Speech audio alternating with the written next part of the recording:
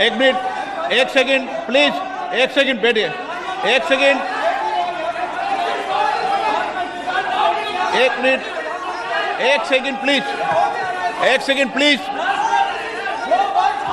एक second please, एक please please please माननीय सदस्य, प्लीज प्लीज प्लीज चुप।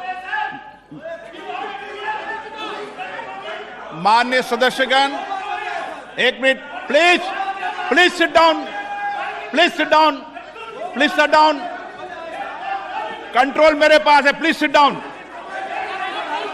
प्लीज। एक मिनट, एक मिनट माननीय सदस्यगण, एक minute please, please please please please please माननीय सदस्य, मैं एक विषय मैं बता रहा हूं आपको, एक मिनट बता रहा हूं, एक मिनट बता रहा हूं मैं। माननीय सदस्यगण, चलिए माननीय,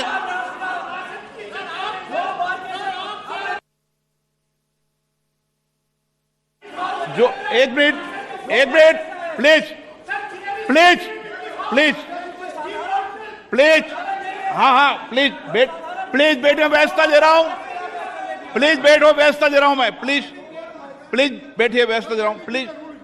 माननीय सदस्यगण, जो कुछ भी टेक्निकल चूक हुई है मैं उसकी जांच कराऊंगा। इसमें point okay, please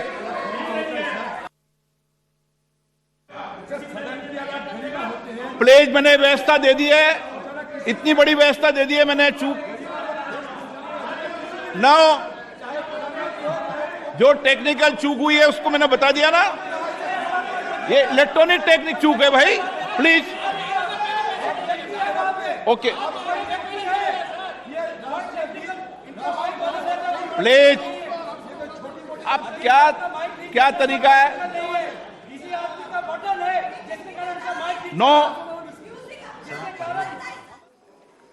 Honorable members, on my own and your behalf, I wish him a long, healthy and happy life and extend greetings to his family and friends.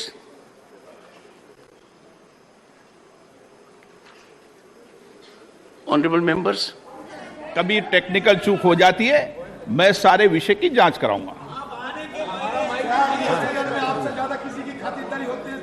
Okay okay, please please please please please please माननीय सदस्यगण, please बैठिए, माननीय please एक minute बैठिए, ये व्यवस्था ठीक नहीं है, आप बैठिए बैठिए बैठिए, क्या बैठिए बैठिए प्लीज, विषय आपको मौका देंगे, प्लीज ऐसे क्या, हाँ चलिए प्लीज, कोई अपमान नहीं है, टेक्निकल चूक है, ओके प्लीज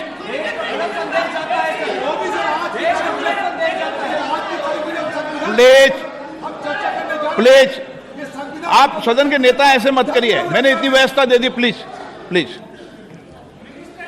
प्लीज। माननीय सदस्यगण, नई दिल्ली में G20 शिखर सम्मेलन के सफल आयोजन के लिए पूरे देश को बधाई देते हुए मुझे बेहद खुशी है भरी है। इस आयोजन की सफलता ने प्रत्येक भारतीय को गर्व से भर दिया है। इसने वैश्विक स्तर पर देश की नेतृत्व की क्षमता को एक नया आयाम दिया है। मैं इस आयोजन को आम जनों का आयोजन बना देने की माननीय प्रधानमंत्री जी के विजन की सराहना करता हूं।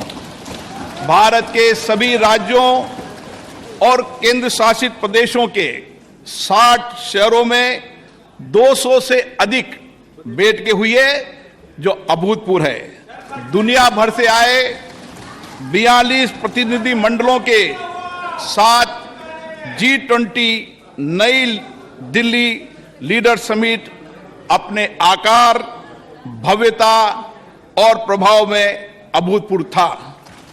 इससे विश्व को भारत की विविधता, लोकतांत्रिक शक्ति और प्रतिभा को देखने का अवसर मिला है।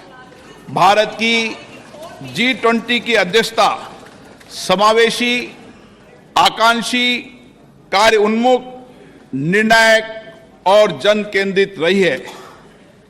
G20 नेताओं के शिखर सम्मेलन में लिए गए निर्णय परिवर्तनकारी हैं और ये आने वाले दशकों में वैश्विक व्यवस्था को नया रूप देने में सहायक होंगे।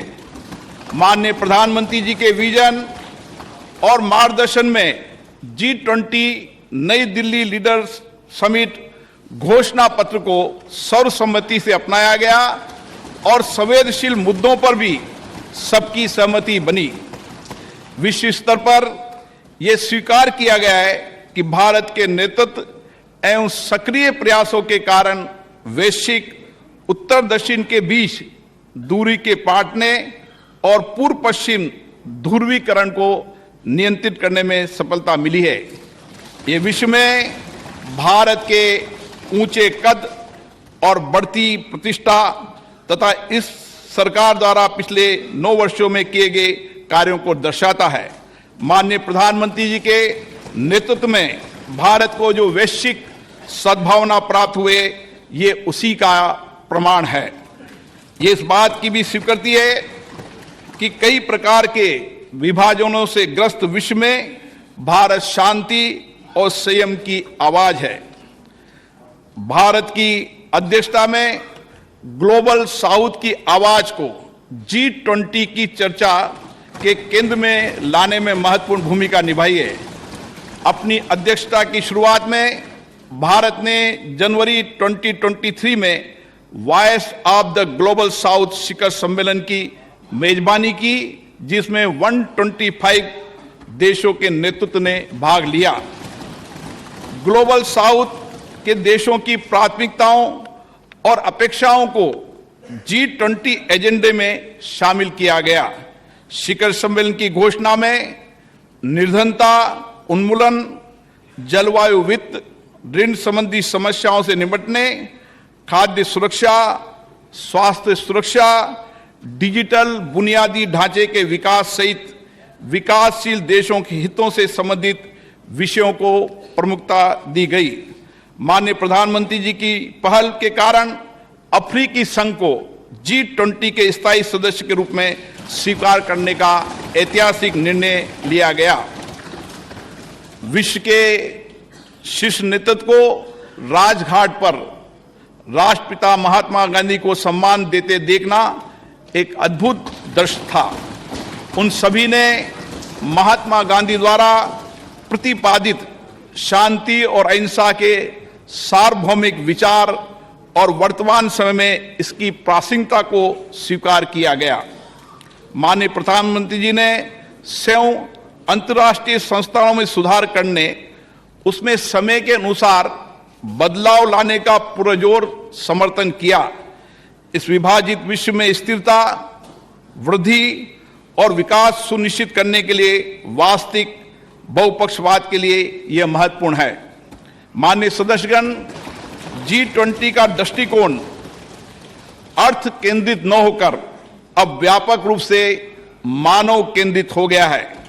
सतत विकास लक्ष्यों को साकार करने, अंतर्राष्ट्रीय वित्तीय संस्थानों में सुधार करने, डिजिटल सार्वजनिक बुनियादी ढांचे की स्थापना करने, हरित विकास समझौतों को प्रोत्साहित करने, महिलाओं के नेतृत्व के विकास को प्रोत्साहित करने, डिजिटल स्वास्थ्य पर वैश्विक पहल करने, पारंपरिक चिकित्सा की भूमिका को मान्यता दिए जाने जैसे विषयों को प्राथमिकता दी गई, वह सराहनीय है। G20 शिखर सम्मेलन के प्रमुख परिणामों में अंतर्राष्ट्रीय अर्थव्यवस्थाओं को अधिक सक्रिय करना, विकास के लिए अधिक संसाधनों की उपलब्धता, पर्यटन का विस्तार, विश्व स्तर पर कार्य के अवसर, मोटे अनाज के उत्पादन और उपभोग के माध्यम से सुदृढ़ खाद्य सुरक्षा, कौशल की कमी और गतिशीलता की समस्या का समाधान करना, ग्लोबल वैल्यू चेन की मैपिंग, एमएसएमई की सहायता करना और जैव ईंधन के लिए प्रतिबद्धता शामिल है। इनका लाभ पूरे देश को प्राप्त होगा। शिखर सम्मेलन के दौरान भारत मध्य पूर्व यूरोप आर्थिक कॉरिडोर और वैश्विक जैव ईंधन गठबंधन का शुभारंभ अत्यंत महत्वपूर्ण है। इन पहलों से एक कनेक्टेड भविष्य की नींव रखी गई है, जिसमें आगे भी भारत की महत्वपूर्ण भूमिका बनी रहेगी। पर्यावरण समर्थन के लिए लाइफ संबंधी उच्च स्तरीय सिद्धांतों को अंगीकृत किए जाने और जलवायु संबंधी लक्ष्यों को पूरा करने के लिए जलवायु वित्त और निवेश में बड़े पैमाने पर वृद्धि की आवश्यकता को विकसित देशों द्वारा स्वीकार किए जाने से इस क्षेत्र में भारत का नेतृत्व स्पष्ट रूप से प्रदर्शित हुआ है। भारत की अध्यक्षता में महिलाओं और आपदा जोखिम को कम किए जाने के बारे में G20 कार्य समूह के गठन के साथ साथ स्टार्टअप पर एक नए G20 की स्थापना के रूप में नई उपलब्धि दर्ज की गई है। खाद्य सुरक्षा के संबंध में डेक्कन उच्च स्तरीय पहल, भूमि संबंधी पहल पर गांधीनगर रोड मैप, पर्यटन के विषय पर गोवा रोड मैप, नीली और महासागरीय अर्थव्यवस्था पर चेन्नई उच्च स्तरीय पहल और काशी सांस्कृतिक पथ से आने वाले समय में विभिन्न क्षेत्रों में विश्व का मार्गदर्शन होगा और हमारे देश गौरवान्वित होंगे। अगले माह हमारी संसद को हमारे G20 अध्यक्षता के क्रम में पार्लियामेंट P20 फोरम की मेजबानी करने का सम्मान मिलेगा। मैं इस प्रतिष्ठित सभा के प्रत्येक मान्य सदस्यों से अनुरोध करता हूं कि वे लोकतंत्र की जननी भारत की भूमि पर पूरे विश्व का स्वागत करने और वसुदेव कुटुंबकम, एक पृथ्वी एक परिवार एक भविष्य के मिशन को आगे बढ़ाने में शामिल हो। मुझे विश्वास है ये सभा इस ऐतिहासिक उपलब्धि पर माननीय प्रधानमंत्री जी के नेतृत्व की सराहना करने, भारत के लोगों को उत्साह बढ़ाने और सभी संगठनों और व्यक्तियों के योगदान को सराहना करने में मेरा साथ देगी। तो खबरों का सिलसिला जारी रहेगा, लेकिन एक छोटे से वक्फे की बात।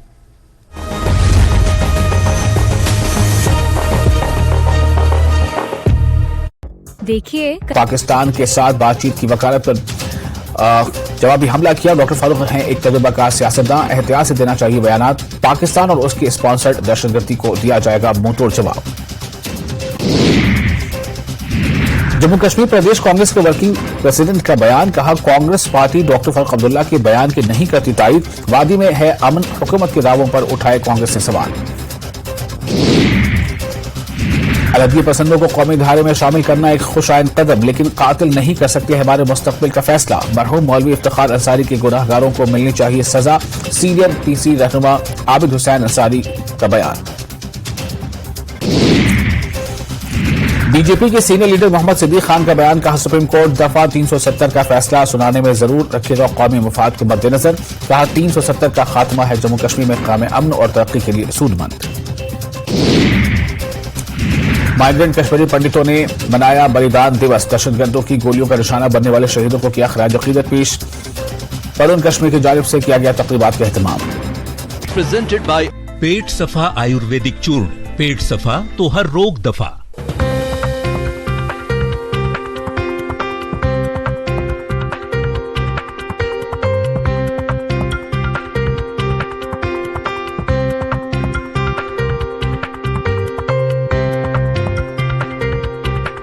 हेडलाइंस प्रेजेंटेड बाय पेट सफा आयुर्वेदिक चूर्ण।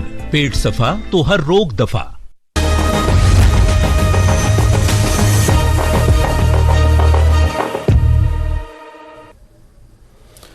इस वक्त की बड़ी खबर है, पाकिस्तान की नापाक हरकत तरबियत याफ्ता कमांडोज दहशतगर्द भेजे जा रहे हैं।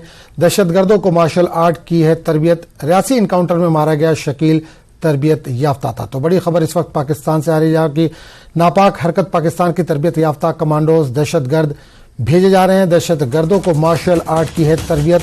रियासी इनकाउंटर में मारा गया शकील तरबियत याफ्ता बताया जा रहा है।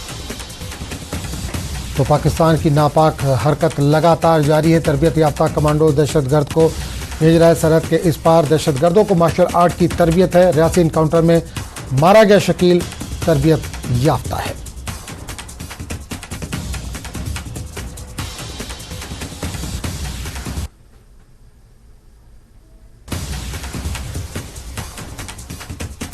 और किश्तवाड़ से एक बड़ी खबर इस वक्त आ रही है। हिज़्ब के 3 OWG के खिलाफ मुकदमा दर्ज। पब्लिक सेफ्टी एक्ट के तहत मुकदमा दर्ज किया गया। तौसीफ, ज़हूर और रियाज के खिलाफ मुकदमा दर्ज किया गया। तो किश्तवाड़ से बड़ी खबर इस वक्त आ रही है। हिज़्ब के 3 OWG के खिलाफ मुकदमा दर्ज किया गया है। पब्लिक सेफ्टी एक्ट के तहत ये मुकदमा दर्ज हुआ है। तौसीफ, ज़हूर और रियाज के खिलाफ मुकदमा दर्ज किया गया है। तो आइए इस वक्त सीधे आपको लिए चलते पार्लियामेंट, जहां वज़ीर-ए-आज़म खिताब कर रहे हैं। देश की 75 वर्षों की संसदीय यात्रा, उसका एक बार पुनः स्मरण करने के लिए और नए सदन में जाने से पहले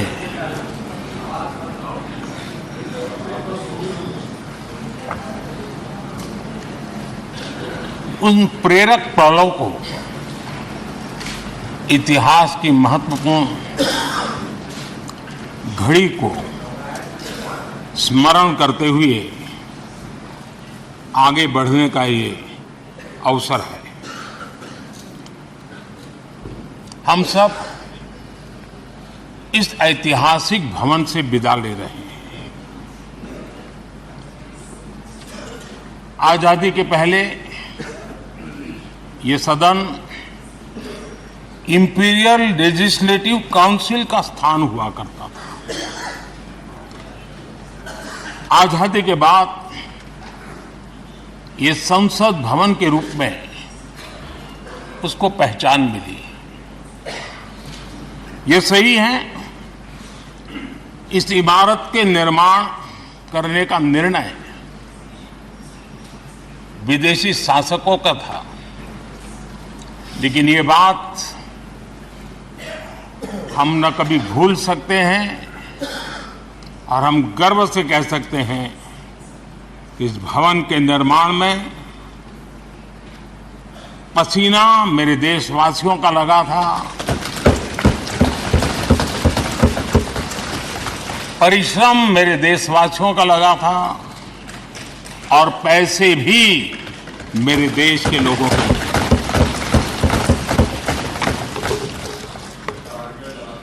इस 75 वर्ष की हमारी यात्रा ने अनेक लोकतांत्रिक परंपराओं और प्रक्रियाओं का उत्तम से उत्तम सृजन किया है और इस सदन में रहे हुए सबने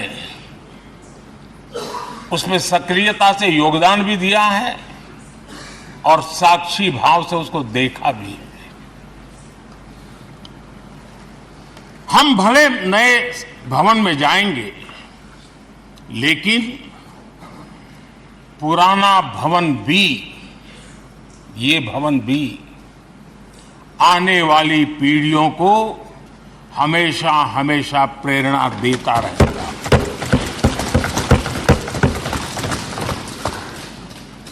ये भारत के लोकतंत्र की स्वर्णिम यात्रा का एक महत्वपूर्ण अध्याय है, जो सारी दुनिया को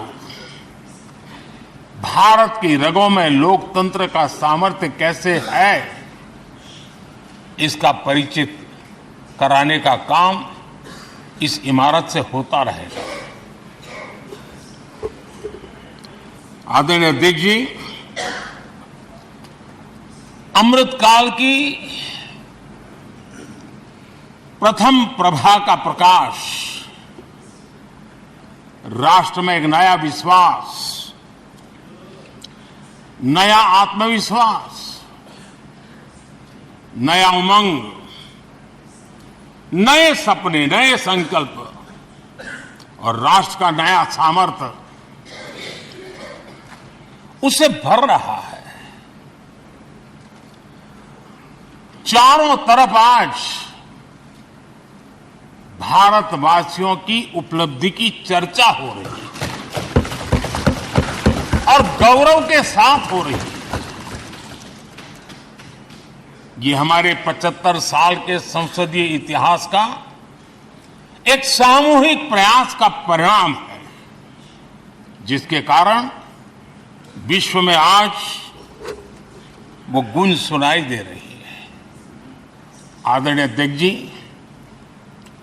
चंद्रयान 3 की सफलता न सिर्फ पूरा भारत, पूरा देश अभिभूत है और इसमें भारत के सामर्थ्य का एक नया रूप जो आधुनिकता से जुड़ा है, जो विज्ञान से जुड़ा है, जो टेक्नोलॉजी से जुड़ा है, जो हमारे वैज्ञानिकों के सामर्थ्य से जुड़ा है, जो 140 करोड़ देशवासियों के संकल्प की शक्ति से जुड़ा हुआ है, वो देश और दुनिया पर एक नया प्रभाव पैदा करने वाला है। ये सदन और इस सदन के माध्यम से मैं फिर एक बार देश के वैज्ञानिकों और उनके साथियों को कोटि कोटि बधाइयां देता हूं, उनका अभिनंदन करता हूं।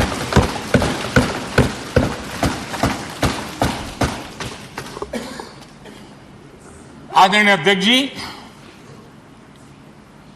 ये सदन ने भूतकाल में जब नेम की समिट हुई थी, सर्वसम्मति से प्रस्ताव पारित करके देश के इस प्रयास को सराहा था। आज G20 की सफलता को भी आपने सर्वसम्मति से सराहा है। मैं मानता हूं देशवासियों का आपने गौरव बढ़ाया है, मैं आपका आभार व्यक्त करता हूं। G20 की सफलता 140 करोड़ देशवासियों की है। ये भारत की सफलता है, किसी व्यक्ति की सफलता नहीं है, किसी दल की सफलता नहीं है। भारत के फेडरल स्ट्रक्चर ने, भारत की विविधता ने 60 स्थानों पर 200 से अधिक समिट और उसकी मेजबानी हिंदुस्तान के अलग अलग रंग रूप में देश की अलग अलग सरकारों ने बड़े आन बान शान से की और ये प्रभाव पूरे विश्व भर के मन पर पड़ा हुआ है। ये हम सबके सेलिब्रेट करने वाला विषय है, देश के गौरवगान को बढ़ाने वाला है। और जैसा आपने उल्लेख किया, भारत इस बात के लिए गर्व करेगा, जब भारत अध्यक्ष रहा उस समय अफ्रीकन यूनियन इसका सदस्य बना। मैं उस इमोशनल पल को भूल नहीं सकता जब अफ्रीकन यूनियन की घोषणा हुई और अफ्रीकन यूनियन के प्रेसिडेंट, उन्होंने एक इंटरव्यू में कहा कि मेरे जीवन में ऐसी पल थी, शायद मैं बोलते बोलते रो पड़ूंगा। आप कल्पना कर सकते हैं कि कितनी बड़ी अपेक्षा और आशाएं पूरी करने का काम भारत के भाग्य में आया। आदरणीय अध्यक्ष जी, भारत के प्रति शक करने का एक स्वभाव कई लोगों का बना हुआ है और जब आजादी मिली तब से चल रहा है। इस बार भी यही था, कोई डिक्लेरेशन नहीं होगा, असंभव है। लेकिन ये भारत की ताकत है कि वह भी हुआ और विश्व सर्वसम्मति से एक साझा घोषणा पत्र लेकर के आगे का रोड मैप लेकर के यहां से प्रारंभ हुआ है। और अध्यक्ष जी, आपके नेतृत्व में, क्योंकि भारत की अध्यक्षता नवंबर के आखिरी दिन तक है, इसलिए अभी हमारे पास जो समय है उसका उपयोग हम करने वाले हैं। और आपकी अध्यक्षता में दुनिया भर के ये जो G20 के सदस्य हैं, P20 पार्लियामेंट के स्पीकर्स की एक समिट, जैसे आपने घोषणा की, सरकार का आपके इस प्रयासों को पूरा समर्थन रहेगा, पूरा सहयोग रहेगा। आदरणीय अध्यक्ष जी, हम सबके लिए गर्व की बात है कि आज भारत विश्व मित्र के रूप में अपनी जगह बना पाया है। पूरा विश्व भारत में अपना मित्र खोज रहा है। पूरा विश्व भारत की मित्रता को अनुभव कर रहा है। और उसका मूल कारण है हमारे जो संस्कार है, वेद से विवेकानंद तक जो हमने पाया है। सबका साथ सबका विकास का मंत्र आज विश्व को हमें साथ लाने में जोड़ रहा है। आदरणीय अध्यक्ष जी, ये सदन से विदाई लेना एक बहुत ही भावुक पल है। परिवार भी अगर पुराना घर छोड़कर के नए घर जाता है तो बहुत सारी यादें कुछ पल के लिए उसको झकझोर देती है। और हम जब ये सदन को छोड़ के जा रहे हैं तो हमारा मन मस्तिष्क भी उन भावनाओं से भरा हुआ है, अनेक यादों से भरा हुआ है। खट्टे मीठे अनुभव भी रहे हैं, नोकझोंक भी रही है, कभी संघर्ष का माहौल भी रहा है और कभी इसी सदन में उत्सव और उमंग का माहौल भी रहा है। ये सारी स्मृतियां हमारे साथ हम सबकी साझी स्मृतियां हैं। ये हम सबकी साझी विरासत है और इसलिए इसका गौरव भी हम सबका साझा है।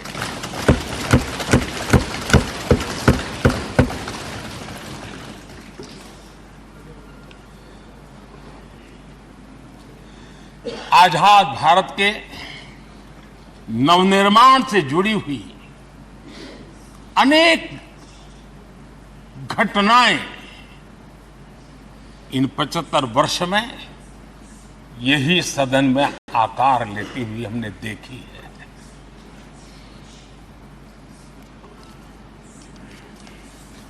आज हम जब इस सदन को छोड़ करके नए सदन की ओर प्रस्थान करने वाले हैं,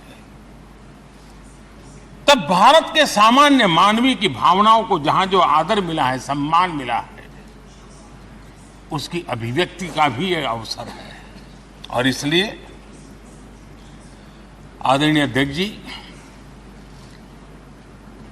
मैं पहली बार जब संसद का सदस्य बना और पहली बार एक सांसद के रूप में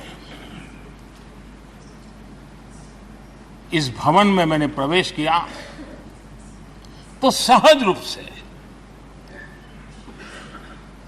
मैंने इस संसद भवन के डोर पक्ति पर अपना शीश झुका करके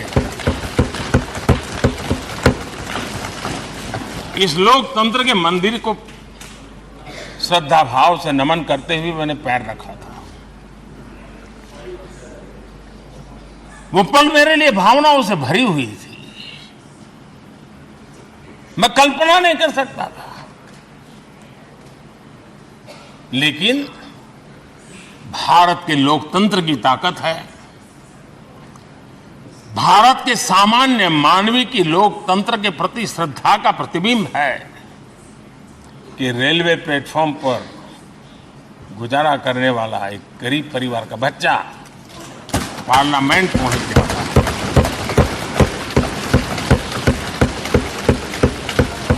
मैंने कभी कल्पना तक नहीं की थी कि देश मुझे इतना सम्मान देगा, इतना आशीर्वाद देगा, इतना प्यार देगा, सोचा नहीं था अध्यक्ष जी। आदरणीय अध्यक्ष जी, हम में से बहुत लोग हैं जो संसद भवन के अंदर जो चीजें लिखी गई उसको पढ़ते भी रहते हैं, कभी कभी उसका उल्लेख भी करते हैं।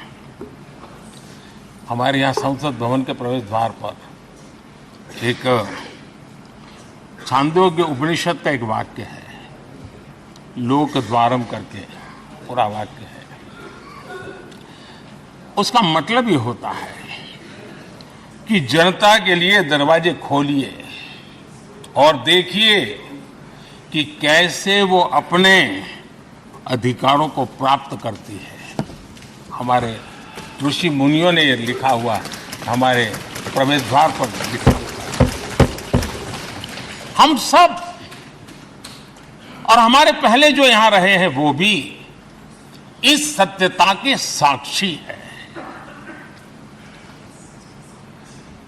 आदरणीय अध्यक्ष जी, समय रहते जैसे जैसे वक्त बदलता गया, यह हमारे सदन की संरचना भी निरंतर बदलती रही है और अधिक समावेशी बनती गई है।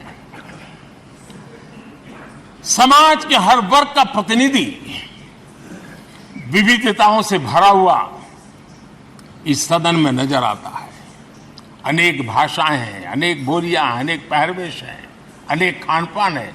सदन के अंदर सब कुछ है और समाज के सभी तबके के लोग, चाहे वो सामाजिक रचना के हो, चाहे आर्थिक रचना के हो, चाहे गांव या शहर के हो, एक प्रकार से पूर्ण रूप से समावेशी वातावरण सदन में पूरी ताकत के साथ जन सामान्य की इच्छा आकांक्षाओं को प्रकट करता रहा है।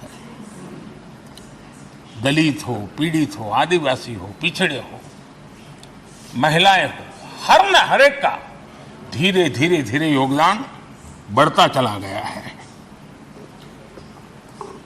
आदरणीय अध्यक्ष जी, प्रारंभ में महिलाओं की सदस्य संख्या कम थी, लेकिन धीरे धीरे माताओं बहनों ने भी इस सदन की गरिमा को बढ़ाया है। इस सदन के गरिमा में बहुत बड़ा बदलाव लाने में उनका योगदान रहा है। आदरणीय अध्यक्ष जी, प्रारंभ से अब तक एक मोटा हिसाब लगाता था, करीब 7,500 से अधिक जनप्रतिनिधि दोनों सदनों में मिलाकर के योगदान दे चुके हैं। इतने सालों में 7,500 से करीब ज्यादा। इस कालखंड में करीब 600 महिला सांसदों ने भी इस सदन की गरिमा को बढ़ाया है, दोनों सदन में। और आदरणीय अध्यक्ष जी, आप जानते हैं कि सदन में आदरणीय इंद्रजीत गुप्ता जी 43 ईयर, अगर मेरी गलती नहीं हो तो 43 ईयर इस सदन में लंबा समय बैठ करके इस सदन के साक्षी बनने का उनको सौभाग्य मिला। और यही सदन है आदरणीय अध्यक्ष जी जहां शकीकुर रहमान जी 93 की एज में भी सदन में अपना योगदान देते रहे, जबकि उनकी उम्र 93। और आदरणीय अध्यक्ष जी, ये भारत के लोकतंत्र की ताकत है कि 25 साल की उम्र की चंद्रमणि मुर्मू इस सदन की सदस्य बनी थी। सिर्फ 25 साल की उम्र की सबसे छोटी उम्र की सदस्य बनी थी। आदरणीय अध्यक्ष महोदय, वाद विवाद, कटाक्ष, ये सब कुछ हम सब ने अनुभव किया है, हम सब ने इनिशिएट भी किया है, कोई बाकी नहीं है। लेकिन उसके बावजूद भी शायद जो परिवार भाव हम लोगों के बीच में रहा है, हमारे पहले की पीढ़ियों में भी रहा है, जो लोग प्रचार माध्यमों से हमारे यहाँ का रूप देखते हैं और बाहर निकलते ही हमारा जो अपनापन होता है, परिवार भाव होता है, वो एक अलग ही ऊंचाई पर ले जाता है। और ये भी इस सदन की ताकत है, एक परिवार भाव। और उसके साथ साथ हम कभी कड़वाहट पाल करके नहीं जाते हैं। हम उसी प्यार से सदन छोड़ने के कई वर्षों के बाद भी मिल जाए तो भी उस प्यार को कभी भूलते नहीं है, उस स्नेह भरे याद दिनों को भूलते नहीं है। वो मैं अनुभव कर सकता हूं। आदरणीय अध्यक्ष जी, हमारे पहले भी और वर्तमान भी हमने कई बार देखा है कि अनेक संकटों के बावजूद भी, अनेक असुविधाओं के बावजूद भी सांसद सदन में आए हैं और उन्होंने शारीरिक पीड़ा भी असह्य हो तो भी सदन में एक सांसद के रूप में, जनप्रतिनिधि के रूप में अपना कर्तव्य निभाया है। ऐसी अनेक घटनाएं आज हमारे सामने हैं। गंभीर बीमारियों के बावजूद भी कोई व्हीलचेयर में आना पड़ा, किसी को डॉक्टरों को बाहर खड़े रख करके अंदर आना पड़ता, लेकिन सभी सांसदों ने कभी न कभी इस प्रकार से अपनी भूमिका निभाई। कोरोना काल हमारे सामने उदाहरण है। हर परिवार में रहता था कहीं बाहर जाए तो मौत को बुलावा न दे दे, उसके बावजूद भी हमारे माननीय सांसद दोनों सदन में कोरोना काल के इस संकट की घड़ी में भी सदन में आए, अपना कर्तव्य निभाया। हमने राष्ट्र का काम रुकने नहीं दिया। आवश्यकता पड़ी, डिस्टेंस रखना भी था और बार बार टेस्टिंग भी करना पड़ता था। सदन में आते थे लेकिन मास्क पहनना पड़ता था। बैठने की रचना भी अलग अलग की, समय भी बदले गए। हर चीज के साथ राष्ट्र का काम रुकना नहीं चाहिए, इस भाव से सभी सदस्यों ने इस सदन को अपने कर्तव्य का महत्वपूर्ण अंग माना, संसद को चलाए रखा। और मैंने देखा है कि इस सदन से इतना लगाव लोगों का रहता है कि पहले कभी हम देखते थे कोई 30 साल पहले सांसद रहा होगा, कोई 35 साल पहले रहा होगा, लेकिन वो सेंट्रल हॉल तो जरूर आएगा। जैसे मंदिर जाने की आदत होती है वैसे उनको सदन में आने की आदत है। इस जगह का लगाव बन जाता है, एक आत्मीय भाव से जुड़ाव हो जाता है। और ऐसे बहुत से पुराने लोग हैं जो आते जाते में मन करता है जरा चलो एक चक्कर काट ले। आज उनका जनप्रतिनिधि के नाते दायित्व नहीं है, लेकिन भूमि के प्रति उनका लगाव हो जाता है। ये सामर्थ्य होता है इस सदन का। आदरणीय अध्यक्ष महोदय, आजादी के बाद बहुत बड़े बड़े विद्वान लोगों ने बहुत आशंकाएं व्यक्त की थी, पता नहीं देश का क्या होगा, चल पाएगा कि नहीं चल पाएगा, एक रहेगा कि बिखर जाएगा, लोकतंत्र बना रहेगा नहीं, 50। लेकिन इस देश की संसद की ताकत है कि पूरे विश्व को गलत सिद्ध कर दिया और ये राष्ट्र पूरे सामर्थ्य के साथ आगे बढ़ता रहा। और इस विश्वास से कि हम भले आशंकाएं होंगी, घने काले बादल होंगे, लेकिन सफलता प्राप्त करते रहेंगे। और ये हम सब लोगों ने, हमारी पुरानी पीढ़ियों ने मिलकर के इस काम को करके दिखाया है, इसका गौरवगान करने का ये अवसर है। आदरणीय अध्यक्ष जी, इसी भवन में 2 साल 11 महीने तक संविधान सभा की बैठकें हुई और उसने देश के लिए एक मार्गदर्शक जो आज भी हमें चलाता है, हमारे संविधान दिया और 26 नवंबर 1949 को जो संविधान हमें मिला वो 26 जनवरी 1950 को लागू हुआ। इन 75 वर्षों में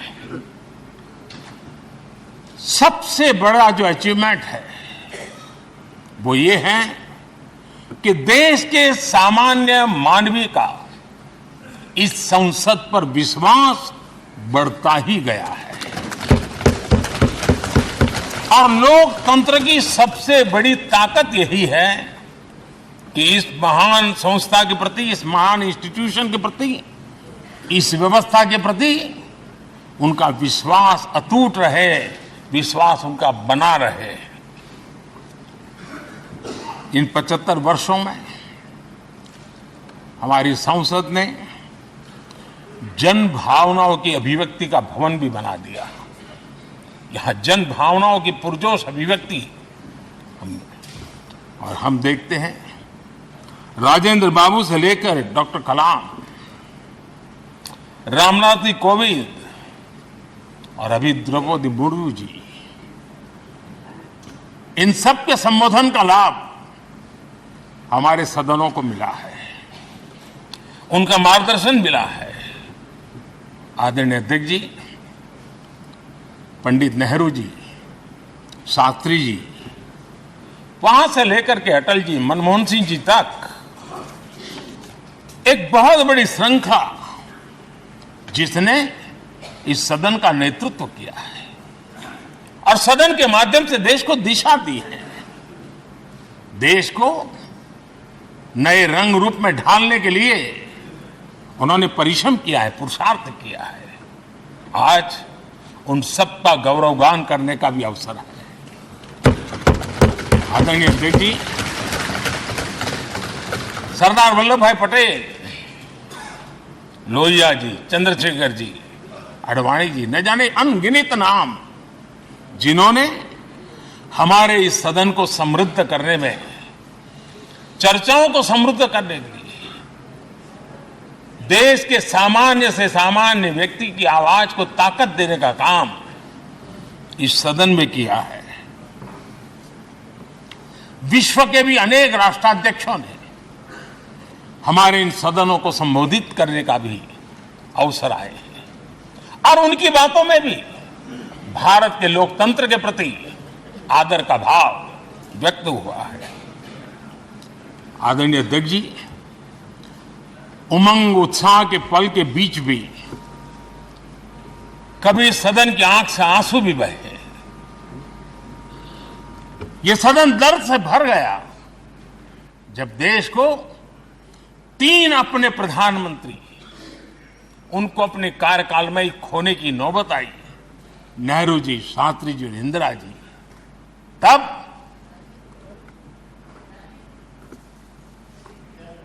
ये सदन अश्रुभीनी आंखों से उन्हें विदाई दे रहा था। आदरणीय अध्यक्ष जी, अनेक चुनौतियों के बावजूद भी हर स्पीकर ने, हर सभापति ने बेहतरीन तरीके से दोनों सदनों को सुचारू रूप से चलाया है और अपने कार्यकाल में उन्होंने जो निर्णय किए वो निर्णय मावलंकर जी से काल से शुरू हुए हो या सुमित्रा जी के कालखंड के हो या बिरला जी के, आज भी उन निर्णयों को रेफरेंस पॉइंट माना जाता है। ये काम हमारे करीब 17 स्पीकर और उसमें 2 हमारी महिला स्पीकर ने भी, और मावलंकर जी से लेकर के सुमित्रा ताई तक और बिरला जी का मार्गदर्शन आज भी हमें मिल रहा है। हर एक ने अपनी अपनी शैली रही है, लेकिन उन्होंने सबको साथ लेकर के नियमों कानूनों के बंधन में इस सदन को हमेशा ऊर्जावान बनाए रखा है। मैं आज उन सभी स्पीकर महोदय को भी आज वंदन करता हूं, अभिनंदन करता हूं। आदरणीय अध्यक्ष जी, ये सही है कि हम जनप्रतिनिधि अपनी अपनी भूमिका निभाते हैं, लेकिन सातत्यपूर्ण तरीके से हमारे बीच जो एक टोली बैठती है उनकी भी कई पीढ़ियां बदल गई है। कभी कागज लेके दौड़ के आते हैं, उनका भी योगदान कम नहीं है।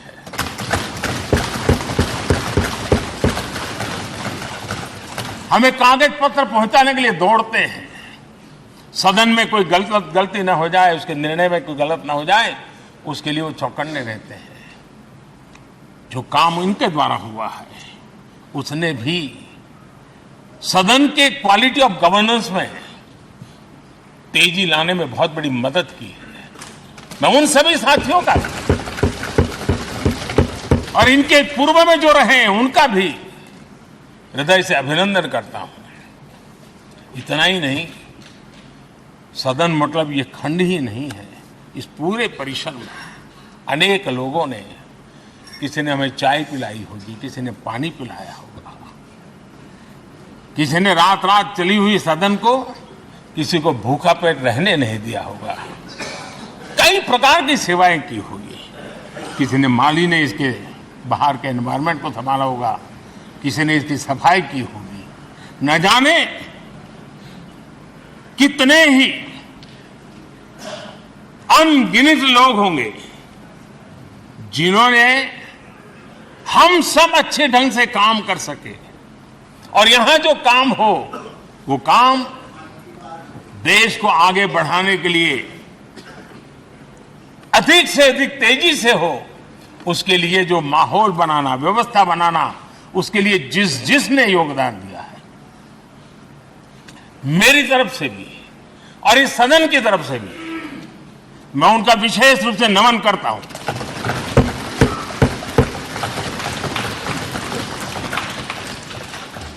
आदरणीय अध्यक्ष जी, लोकतंत्र का ये सदन, आतंकी हमला हुआ, पूरे विश्व में यह आतंकी हमला एक इमारत पर नहीं था, ये मदर ऑफ डेमोक्रेसी एक प्रकार से हमारी जीवात्मा पर यह हमला था। ये देश उस घटना को कभी भूल नहीं सकता है, लेकिन आतंकियों से लड़ते लड़ते सदन को बचाने के लिए और हर सदस्य को बचाने के लिए जिन्होंने अपने सीने पर गोलियां झेली, आज मैं उनको भी नमन करता हूं। जब भी लोन की जरूरत। मिट्टी के बगैर नामियाती तर्ज पर मुनफरिद धान की फसल को किया गया है तैयार। महकमे एग्रीकल्चर के साइंसदान जहूर अहमद ने दिया है इस कारनामे को अंजाम। मकान की छत पर मुश्क-बुज्जी फसल को तैयार करने का किया कामयाब तजुर्बा। पुंछ शहर में विश्व हिंदू परिषद और बजरंग दल के कारकुनों ने कल कश्मीर के कोकरनाग में हुए दहशतगर्दाना हमले के हवाले से पाकिस्तान के खिलाफ जुलूस निकाला और शहीदों को खिराज अकीदत पेश किया। एहतजाजियों ने मरकजी हुकूमत से पाकिस्तान को सबक सिखाने का मुतालबा भी किया।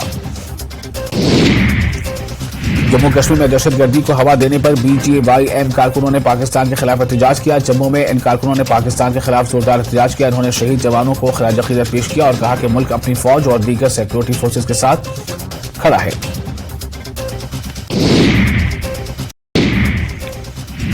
गड्डोल के शहीदों को खिराज अकीदत पेश किए जाने का सिलसिला जारी। अजीम कुर्बानी देने वाले DSP हुमायूं बट की रिहाइशगाह पर पहुंचे DGP दिलबाग सिंह और ADGP विजय कुमार, पेश किया खिराज अकीदत। जम्मू कश्मीर में मुख्तलिफ मकामात पर दहशतगर्दी के खिलाफ एहतजाज। पाकिस्तान के नापाक अज़ाइम और दहशतगर्दी के खिलाफ आवाम ने की आवाज बुलंद। कई मकामात पर निकाली गई एंटी टेररिज्म रैलियां।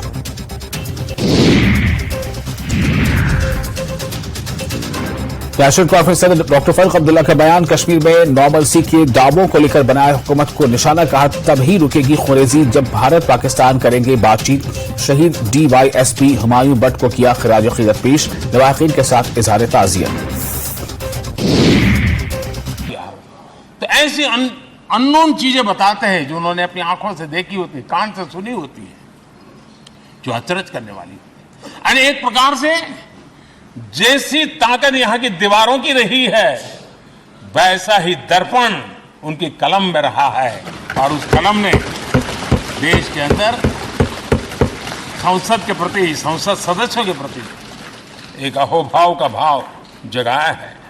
मैं आज कई पत्रकार बंधु होंगे जो रहे नहीं होंगे, लेकिन मेरे लिए जैसा ये सदन छोड़ना भावुकपन है, मैं पक्का मानता हूं इन पत्रकार बंधुओं के लिए भी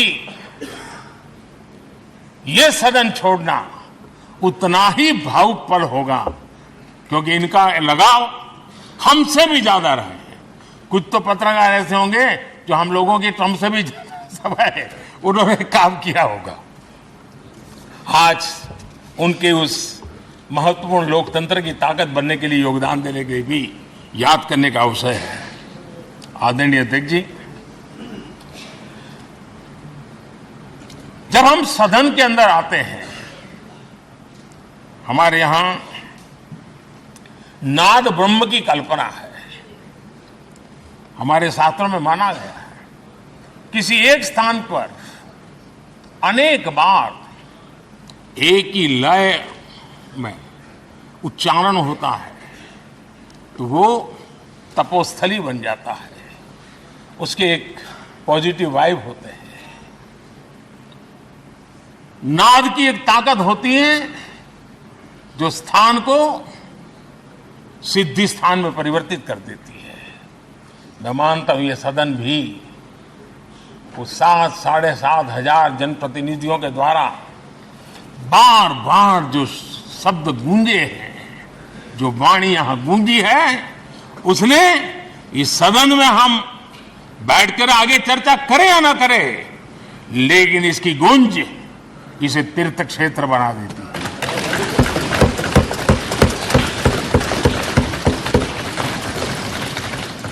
एक जागृत जगह बन जाती है, और लोकतंत्र की प्रति श्रद्धा रखने वाला व्यक्ति आज से 50 साल के बाद भी जब यहां देखने के लिए भी आएगा तो उसे उस गुंज की अनुभूति होगी कि कभी भारत की आत्मा की आवाज यहां पर गूंजती थी।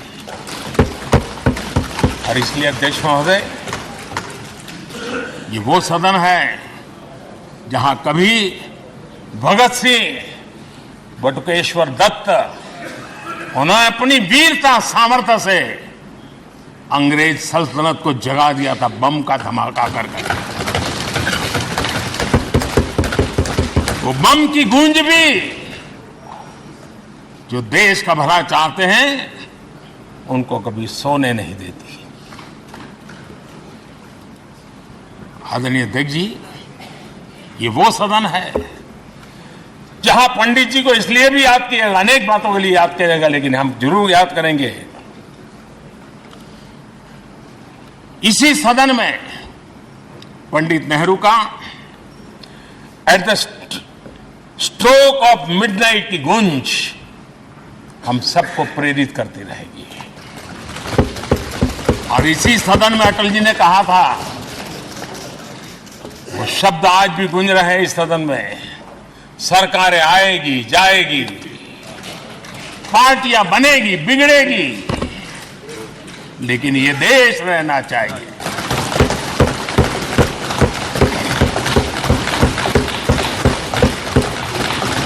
आदरणीय अध्यक्ष जी, पंडित नेहरू की जो प्रारंभिक मंत्री परिषद थी, बाबा साहब आम्बेडकर जी एक मंत्री के रूप में दुनिया की बेस्ट प्रैक्टिसेस भारत में लाने पर बहुत जोर दिया करते थे। फैक्ट्री कानून में अंतर्राष्ट्रीय सुझावों को शामिल करने पर बाबा साहब सर्वाधिक आग्रही रहे थे, और उसका परिणाम आज देश को लाभ मिल रहा है। बाबा साहब आम्बेडकर ने देश को नेहरू जी की सरकार में वाटर पॉलिसी दी थी। फारूक अब्दुल्ला के बयान पर बीजेपी का रद्द-ए-अमल। आशीष सूद का फारूक अब्दुल्ला के बयान पर तनकीद। कहा, कुछ जमातों की खिसक रही है जम्मू कश्मीर में सियासी जमीन, बौखलाहट में कर रहे हैं पाकिस्तान से बातचीत की वकालत। बीजेपी लीडर रविंद्र रैना ने बनाया फारूक अब्दुल्ला को निशाना, कहा पाकिस्तान के साथ बातचीत की वकालत पर जवाबी हमला किया। डॉक्टर फारूक हैं एक तजुर्बाकार सियासतदान, एहतियात से देना चाहिए बयानात। पाकिस्तान और उसके स्पॉन्सर्ड दहशतगर्दी को दिया जाएगा मुंहतोड़ जवाब। जम्मू कश्मीर प्रदेश कांग्रेस के वर्किंग प्रेसिडेंट का बयान, कहा कांग्रेस पार्टी डॉक्टर फारूक अब्दुल्ला के बयान की नहीं करती तायीद। वादी में है अमन, हुकूमत के दावों पर उठाए कांग्रेस ने सवाल। अलहदगी पसंदों को कौमी धारे में शामिल करना एक खुशाइन कदम, लेकिन कातिल नहीं कर सकते हमारे मुस्तकबिल का फैसला। मरहूम मौलवी इफ्तिखार अंसारी के गुनाहगारों को मिलनी चाहिए सजा। सीनियर पीसी रहनुमा आबिद हुसैन अंसारी का बयान। बीजेपी के सीनियर लीडर मोहम्मद सिद्दीक खान का बयान, कहा सुप्रीम कोर्ट दफा 370 का फैसला सुनाने में जरूर रखेगा कौमी मफाद को मद्देनजर। कहा 370 का खात्मा है जम्मू कश्मीर में कायम अमन और तरक्की के लिए सूदमंद। माइग्रेंट कश्मीरी पंडितों ने मनाया बलिदान दिवस, दहशतगर्दों की गोलियों का निशाना बनने वाले शहीदों को किया खराज अकीदत पेश। परुन कश्मीर की जानिब से किया गया तकरीबात का एहतमाम। मिट्टी के बगैर नामियाती तर्ज पर मुनफरिद धान की फसल को किया गया है तैयार। महकमे एग्रीकल्चर के साइंसदान जहूर अहमद ने दिया है इस कारनामे को अंजाम। मकान की छत पर मुश्क बुज्जी फसल को तैयार करने का किया कामयाब तजुर्बा। पुंछ शहर में विश्व हिंदू परिषद और बजरंग दल के कारकुनों ने कल कश्मीर के कोकरनाग में हुए एजेंसी में लोकतंत्र पर होता हुआ हमला भी देखा था और इसी सदन ने भारत के लोगों की ताकत को एहसास कराते हुए मजबूत लोकतंत्र की वापसी भी इसी सदन ने देखी थी। वो राष्ट्रीय संकल्प भी देखा था, ये सामर्थ्य भी देखा था। आदरणीय अध्यक्ष जी, ये सदन इस बात का हमेशा ऋणी रहेगा क्योंकि इसी सदन में हमारे पूर्व प्रधानमंत्री चरण सिंह जी ने ग्रामीण मंत्रालय का गठन किया था, रूरल डेवलपमेंट मिनिस्टर।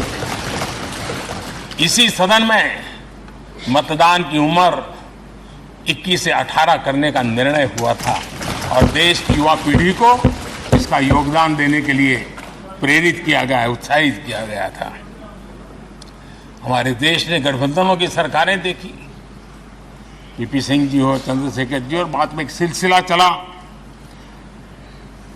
लंबे अरसे से दिशा में देश जा रहा था, आर्थिक नीतियों के बोझ तले देश दबा हुआ था, लेकिन नरसिम्हा राव की सरकार थी जिन्होंने हिम्मत के साथ पुरानी आर्थिक नीतियों को छोड़ करके नई राह पकड़ने का फैसला किया था, जिसके आज देश को परिणाम मिल रहे हैं। अटल बिहारी वाजपेयी जी का सरकार भी हमने इसी सदन ने देखी। सर्व शिक्षा अभियान देश में आज वो महत्वपूर्ण बन गया है। आदिवासी कार्यालय मंत्रालय अटल जी ने बनाया, नॉर्थ ईस्ट का मंत्रालय अटल जी ने बनाया। न्यूक्लियर टेस्ट भारत के सामर्थ्य का परिचायक बन गया। और इसी सदन में मनमोहन जी की सरकार कैश फॉर वोट को भी, उस कांड को भी सदन ने देखा है। आदरणीय अध्यक्ष जी, सबका साथ सबका विकास का मंत्र, अनेक ऐतिहासिक निर्णय, दशकों से लंबित विषय, उनका स्थायी समाधान भी इसी सदन में हुआ। आर्टिकल 370, ये सदन हमेशा हमेशा गर्व के साथ कहेगा कि सदन के कार्यक्रम one nation one tax, one nation one tax, GST का निर्णय भी इसी सदन ने किया। One rank one pension, OROP, ये भी इसी सदन ने देखा। गरीबों के लिए 10% आरक्षण कोई विवाद के बिना पहली बार इस देश में करने में सफल लगे। आदरणीय अध्यक्ष जी, भारत के लोकतंत्र में तमाम उतार चढ़ाव हमने देखे हैं और ये सदन लोकतंत्र की ताकत है, लोकतंत्र की ताकत की साक्षी है, जन विश्वास का एक केंद्र बिंदु रहा है। इस सदन की विशेषता देखिए और दुनिया के लोगों को आज भी अचरज होता है, ये सदन है जिसमें कभी 4 सांसद वाली पार्टी सत्ता में होती थी और 100 सदस्य वाली पार्टी विपक्ष में बैठती थी। ये भी सामर्थ्य इस सदन के लोकतंत्र की ताकत का परिचय कराता है। और यही सदन है जिसमें एक वोट से अटल जी की सरकार गई थी और लोकतंत्र की गरिमा को बढ़ाया था। ये भी इसी सदन में हुआ। आज अनेक छोटी छोटी रीजनल पार्टियों का प्रतिनिधित्व हमारे देश की विविधता को, हमारे देश के एस्पिरेशंस का एक प्रकार से वो आकर्षक केंद्र बिंदु बना है। आदरणीय अध्यक्ष जी, इस देश में 2 प्रधानमंत्री ऐसे रहे, मोरारजी भाई वीपी सिंह एक प्रकार से कांग्रेस में जीवन खपाया था, लेकिन एंटी कांग्रेस गवर्नमेंट का नेतृत्व कर रहे थे। ये भी इसकी विशेषता थी।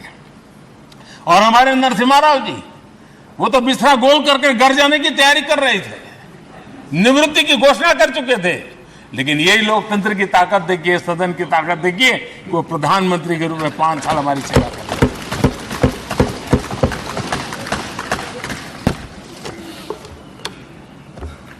आदरणीय अध्यक्ष जी, सबकी सहमति से कठिन कार्य होते हुए हमने देखे हैं। 2000 की साल थी, अटल जी की सरकार थी। इसी सदन ने 3 राज्यों का गठन सर्व स्वीकृति से किया और बड़े उमंग उत्साह से किया।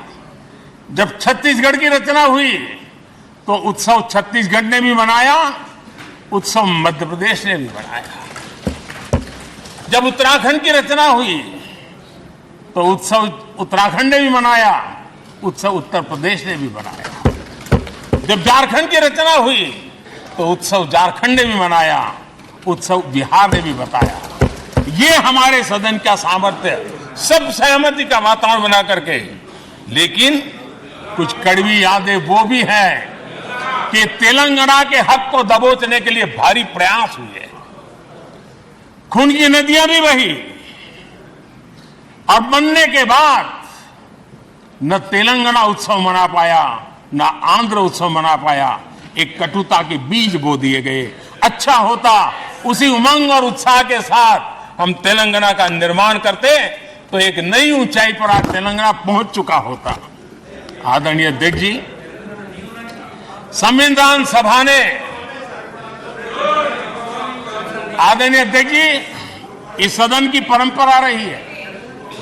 संविधान सभा ने उस समय अपना दैनिक भत्ता 45 रुपये से कम करके 40 कर दिया था। उनको लगा हमें इसको कम करना चाहिए। आदरणीय अध्यक्ष जी, यही सदन है कैंटीन में मिलने वाली सब्सिडी, जो बहुत कम पैसे में खाना मिलता था, इसी सदस्यों ने उस सब्सिडी को भी खत्म कर दिया और पूरा पैसा देकर के अब कैंटीन में खाते हैं। आदरणीय अध्यक्ष जी, कोरोना काल में जब जरूरत पड़ी तो यही सांसद जिन्होंने एमपी लेड फंड को छोड़ दिया और देश को इस संकट की घड़ी में मदद करने के लिए आगे आए। इतना ही नहीं, कोरोना काल में इसी सदन के सांसदों ने अपने तनख्वाह में 30% कटौती की और उन्होंने देश के सामने आए हुए संकट में अपनी बहुत बड़ी जिम्मेवारी निभाई। आदरणीय अध्यक्ष जी, हम गर्व से कह सकते हैं, ये सदन में बैठे हुए लोग भी कह सकते हैं, हमारे पूर्वज जो सदन में बैठे थे वो भी कह सकते हैं कि हम ही लोग हैं जिन्होंने हम पर डिसिप्लिन लाने के लिए हमारे यहां जनप्रतिनिधित्व कानून में समय समय पर कठोरता बरती। नियम हमने ही लादे, हमने ही तय किया कि नहीं, जनप्रतिनिधि के जीवन में ये नहीं हो सकता। मैं मानता हूं ये जीवंत लोकतंत्र का बहुत बड़ा उदाहरण है और ये सदन ने दिया है, यही माननीय सांसदों ने दिया है और हमारी पुरानी पीढ़ी के सांसदों ने दिया है। और मैं मानता हूं कि कभी कभी उन चीजों को भी याद करना चाहिए। आदरणीय अध्यक्ष जी, हम जो वर्तमान सांसद हैं उनके लिए तो ये विशेष सौभाग्य का अवसर है। सौभाग्य का अवसर इसलिए है कि हमें इतिहास और भविष्य दोनों की कड़ी बनने का अवसर मिल रहा है।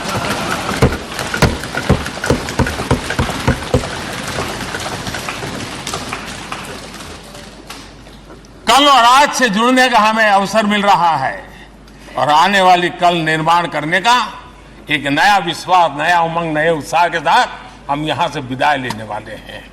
आदरणीय अध्यक्ष महोदय, आज का दिवस सिर्फ और सिर्फ इस सदन के सभी 7,500 जनप्रतिनिधि रह चुके हैं उनके गौरवगान का पल है। इन दीवारों से हमने जो प्रेरणा पाई है, जो नया विश्वास पाया है, उसको लेकर जाने का है। बहुत सी बातें ऐसी थी जो सदन में हर किसी की ताली की हकदार थी, लेकिन शायद राजनीति उसमें भी आड़े आ रही है। नेहरू जी के योगदान का गौरवगान अगर इस सदन में होता है, कौन सदस्य होगा जिसको ताली बजाने का मन न कर जाए। लेकिन उसके बावजूद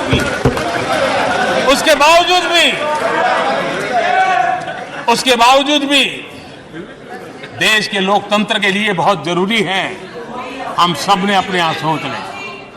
आदरणीय अध्यक्ष जी, मुझे पूरा विश्वास है कि आपके मार्गदर्शन में और इस अनुभवी माननीय सांसदों के सामर्थ्य से हम नई संसद में जब जाएंगे तो नए विश्वास के साथ जाएंगे।